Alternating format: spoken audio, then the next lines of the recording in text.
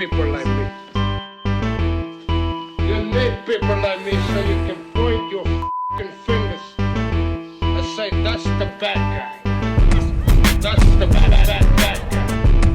That's the bad guy. That's the bad guy. That's the bad guy.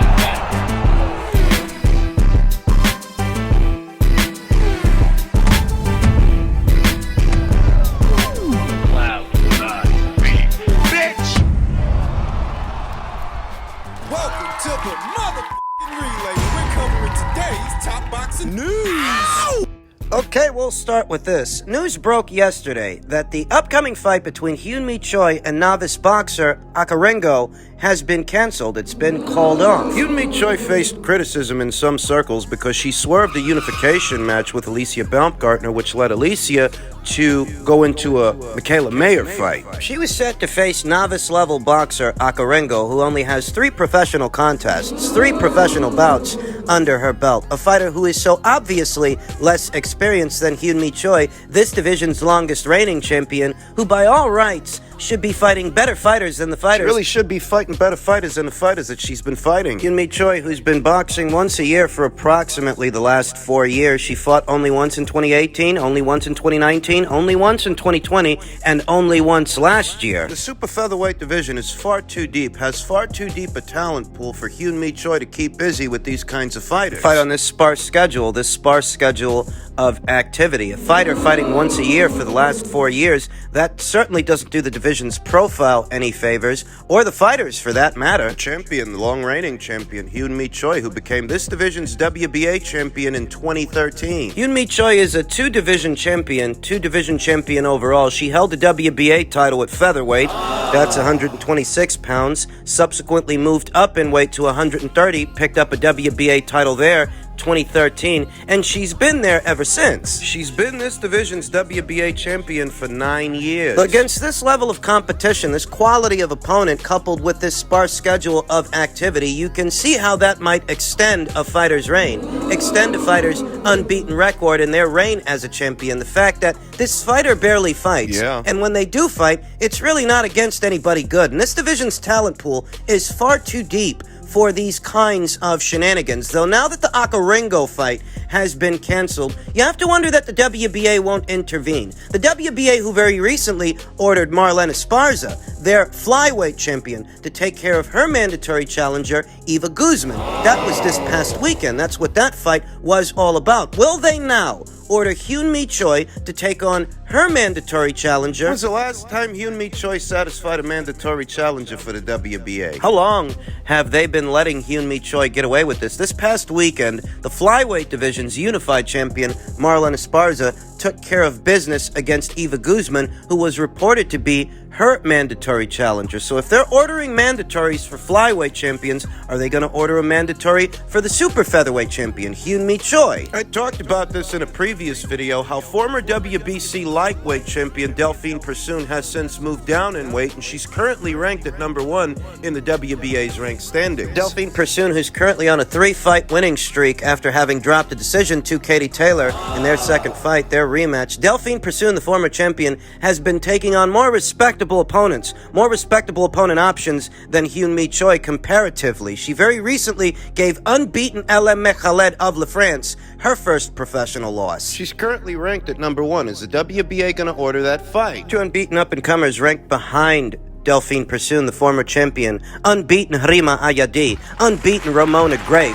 These would all be better opponents than the opponents that Choi has been fighting. So if by some chance Delphine Persoon is unavailable to fight, unable to, what about them? What about Rima Ayadi? What about Ramona Grave? Something's got to give, and the WBA need to do their job. I maintain my original position that if the Choi people decided to swerve a unification match with Alicia Baumgartner, it may have been a negotiation tactic. They figure, we'll wait it out. we'll let Mayer and Baumgartner settle up with each other so that we'll have the last puzzle piece. We'll have the last belt, and we will use that for leverage to achieve an improved purse. You know what Caleb Plant did with Canelo Alvarez. Remember, Canelo Alvarez went to Caleb first. Before the Callum Smith fight was made, he went to Caleb Plant pursuing his red belt. The fight didn't get made then. It didn't get made immediately after he beat Callum Smith. He ended up fighting Billy Joe Saunders. Caleb Plant wanted to wait. Wanted Canelo Alvarez to save him for last. Hold the last puzzle piece to the super middleweight crown, the super middleweight division, and use that as a bargaining chip, a leverage tactic. And I believe that's what the Hyun-Mi Choi people might be doing in this situation. Why face Alicia straight away? Why do that when you can let her and Michaela kill each other and then you get the winner? Because you'll be in possession of the final puzzle piece, you get to ask for more money. That's what I think might be going on here in any event. The Ringo fight is off, and I'm wondering if the WBA is going to use this as an opportunity to order a fight between Hyun-Mi Choi and former champion Delphine Persoon, because it's only right. In men's light heavyweight news, per tweet from Michael Benson, Bob Arum very recently spoke to Barbershop Conversations and stated, Artur Beterbiev owns 3 titles. If he gets by Anthony Yard, and we have a result from the Dimitri Bivol versus Gilberto Ramirez fight, then absolutely we want to give Beterbiev the opportunity to win all 4 titles. The problem with that is we don't know who Dimitri's going to fight next. We don't know if it's going to be Joshua Buatsi. We don't know if it's going to be Gilberto Ramirez. We do know that an order very recently came down from the WBA ordering Dimitri Bivol to face his mandatory challenger, Zurdo Ramirez, but we also know that Eddie Hearn is petitioning for an exemption to the mandatory so that Bivol has to face Buatsi. We've talked about that here on the channel. Talked about how one of those fights is somewhat more winnable than the other. Joshua Buatsi is nowhere near as experienced as a professional as former WBO super middleweight champion Zurdo Ramirez is, who now campaigns as a light heavyweight and is the mandatory challenger to Dimitri Bivol's title. There's very little in terms of updates when it comes to that situation, that news. Bob Arum seems to have had a change of heart. He is now more receptive to a Dimitri Bivol versus Artur Beterbiev fight than he was in the past. Rather, he's more receptive to matching the winner of Bivol versus Ramirez against Artur, which ain't exactly the same deal, ain't exactly the same situation. Now, in the past, as far back as late last year in December, to as soon as just a few weeks ago, this year, in June, Bob Arum has not been receptive to such a fight. He has not been receptive to a Dimitri Bivol versus Artur Beterbiev showdown. So what do you think changed his mind? Could be a few things. Maybe what old Bob, Uncle Bob, is banking on is Dimitri Bivol sharing the ring with Zurdo as opposed to Joshua Buatsi. And maybe what Bob thinks is that Zurdo can beat Dimitri Bivol. And if Zurdo does end up beating Dimitri Bivol, well, Zurdo Ramirez, a Mexican national, a Mexican-born fighter, Zurdo Ramirez versus Artur Beterbiev in America is a more marketable fight than Dimitri Bivol versus Artur Beterbiev in America. Those are 2 Russian nationals, Dimitri Bivol and Artur Beterbiev. And Russian fighters here in the US of A, they don't exactly move the needle, but Mexican fighters, they do. And just imagine if Zurdo Ramirez were to beat Dimitri Bivol, what effect that might have on his profile. We know what effect beating Canelo Alvarez, the face of boxing in this part of the world, we know what effect that has had on Dimitri Bivol's profile. So what effect would it have on Zurdo's profile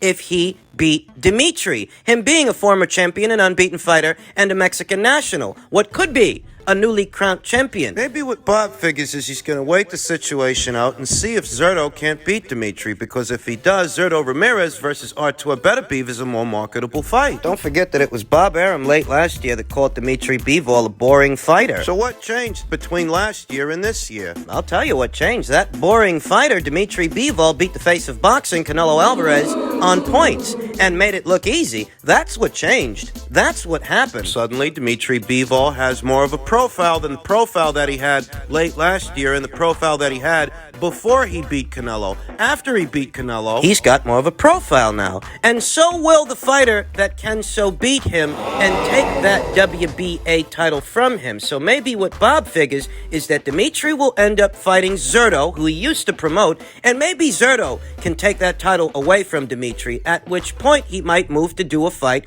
with Zurdo. The fight between Artur Beterbiev and Zurdo Ramirez for the undisputed light heavyweight championship of the world. Maybe that's what Bob figures. Maybe that's what Bob thinks, and maybe that's what Bob is doing here, waiting the situation out and seeing it through to see if Zurdo Ramirez can't become this division's WBA champion, who Bob might view as a more marketable fighter. To make a more marketable fight, that's one way to look at it. Another way to look at it is, maybe Bob's waiting out the situation, yeah, and he's waiting for Dmitry Bivol's contract with Matchroom to expire. Do you remember what he said a few weeks ago? We ain't doing a fight on dead zone. Nobody watches it. You know what Bob might be doing? He might be waiting the situation out, waiting it out, yeah, and he's waiting for Dmitry Bivol's contract with Matchroom to expire so that he can then move to bring him into the fray, bring him over to Top Rank and ESPN, where they can do that fight between Dmitry Bivol and Artur Beterbiev, provided that Dmitry wins his very next fight and provided that Artur makes it past Anthony Yarde. Maybe that's what he's waiting for. It reminds me of the Devine Haney situation. 2 or 3 years ago, Bob Arum wasn't receptive doing a fight between Vasyl Lomachenko and Devin Haney. Back when Devin Haney was still under contract with Matchroom, and back when Vasyl Lomachenko had the alphabet titles at 135 pounds. Bob wasn't receptive to such a fight, not back then, but he is receptive to that fight now. So what changed between then and now? Well, Devin Haney became a network and promotional free agent with no ties to Matchroom or the DAZN platform. Thus, they're not involved and they can't muck things up. Bob didn't want to have to deal with them in order to do a fight between Devin and Loma, but when Devin became a free agent, you see what he did. You see he brought him into the fray. You see he's over there at Top Rank now. And you see what he's talking about now. He's talking about a Devin Haney versus Vasyl Lomachenko fight. Beyond Devin's upcoming rematch with George Kambosos Jr. and beyond Vasyl Lomachenko's upcoming tune-up fight. What you see is that he didn't become receptive to doing that fight until Matchroom and DAZN weren't in the picture. Perhaps he's applying that same logic to Dmitry Bivol. He's waiting out Dmitry Bivol's situation, waiting to see who he fights and whether or not he wins and whether or not he will still be a Matchroom fighter once the smoke settles. Because if he isn't, he's not with Matchroom and DAZN anymore. He can bring him over to Top Rank and ESPN and do the fight with Artur. So it's all still very immaterial right now because we don't yet know who Dmitry's going to be fighting in his next fight. Is it going to be Zurdo or is it going to be Buatsi? Depending on who it is he fights and what happens, what the outcome is, what about a Canelo Alvarez rematch? What about that? That's still the biggest bang for your buck fight anywhere at or around these weights. So like I said, it's very immaterial, but if Bob is exhibiting a change of heart towards that fight, that might be why. He might be waiting out the situation to see if they can't cut Matchroom and DAZN out of the picture. And finally, in men's welterweight and middleweight news, per a tweet from International Boxing News, October 8th at the O2 Arena in London on DAZN pay-per-view, Chris Eubank Jr. will in fact be taking on Conor Benn. Conor Benn, who has been pursuing fights with anyone from former 4-division champion Adrian Bronier to former unified welterweight champion Keith Thurman. Conor Benn's going to be moving up to take on Chris Eubank Jr. at a presumable catchweight. Conroy, who sports a professional record of 21 wins, no losses, and no draws with 14 knockouts, an unbeaten up-and-comer, only 25 years old. He must really like his chances against Chris Eubank Jr. to be doing this. Because he doesn't have to. And this ain't your father's era of boxing to where you can forcefully put a young fighter, a young star, like a Conroy Benn, in a situation that he doesn't want to be in. If he finds himself in this situation, it's because this is what he wants to do. This is where he wants to be. In the ring with Chris Eubank Jr., who sports a professional record of 32 wins, 2 losses with no draws, 23 knockouts. The naturally bigger fighter, the naturally bigger puncher, and the more experienced professional. I will say, I view Conor Benn as a more ambitious fighter than Chris Eubank Jr. But the edge in size, punching power, and experience, that has to go to Chris. It goes without saying, even if he has had somewhat of an underwhelming career, even if to the eye he appears as somewhat of an underachiever. He still is the naturally bigger guy, and he has those advantages working for him ahead of a fight with Conor Benn. Conor Benn, who's a very spry 25 years old to Chris Eubank Jr., who's 32. Chris Eubank, he's 7 years older than Conroy. They're both orthodox fighters. Both guys lead with their left hand. You don't need me to tell you the appeal this fight might have in the UK market. Eubank versus Benn 2.0, the next generation. And the legacy left behind by their fathers. You know what this this is, and you know what the marketing strategy is going to be. I believe that this is a situation created by the political environment at 147 pounds. I believe that if young Conor Benn were able to get the fights that he's wanted to get, the right fights for an unbeaten up-and-comer looking to make his bones in the welterweight division, I believe that if the welterweight division weren't as political as it has been the last few years, Conor Benn wouldn't have to go all the way up to... This fight is going to be fought somewhere at middleweight at a catch weight of 156 pounds, I believe. And I believe if Conor Benn would have been successful getting former four-division champion Adrian Bronier in the ring, if he would have been successful in getting Keith Thurman, former unified welterweight champion Keith Thurman, in the ring, if he would have had success in those areas, he wouldn't have to go all the way up to 156 or wherever it is for a Chris Eubank Jr. fight, essentially for a high-profile fight. Not if he were able to have one at welterweight, but welterweight being as political as it is, guys not wanting to cross the street, guys who rather sit on their hands than box on some other banner in some other country. There's a lot of familiar faces at or around 147 pounds that aren't all that ambitious. Not ambitious enough to cross over for a Conor Benn fight. Not saying they'd win or lose a fight with Conor Benn so much as they don't want to know. They'd rather sit on their hands and wait. Let the parade go by. It's simple. Do you think Conor Benn would be going all the way up to middleweight if he could have a fight with Broner at welterweight, a fight with Thurman? A fight with Ugas, a fight with Garcia, any one of those familiar faces, any one of those familiar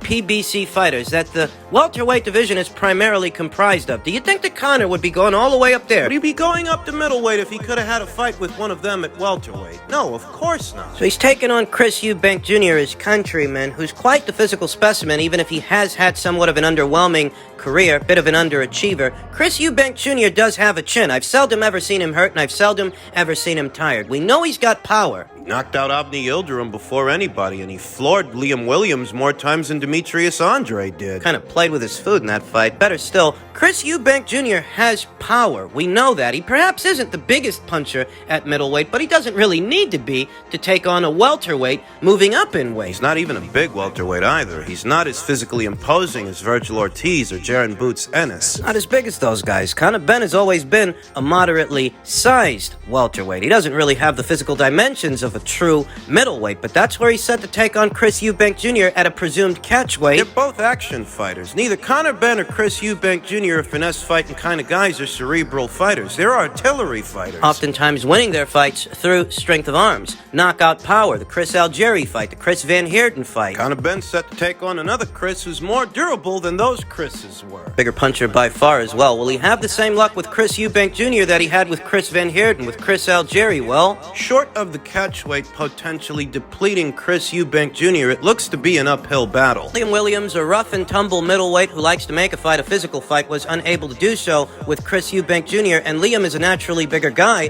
than Conor Benn is. Chris Eubank Jr. had his way with Liam Williams. He's campaigned as high as super middleweight, took George Groves' best. While he lost the fight, he did lose the fight, he's never been stopped. Chris Eubank Jr. has campaigned anywhere between middleweight and super middleweight, and he's never been knocked out. Conor's best bet is that the catchweight depletes him enough that it makes it possible to hurt him.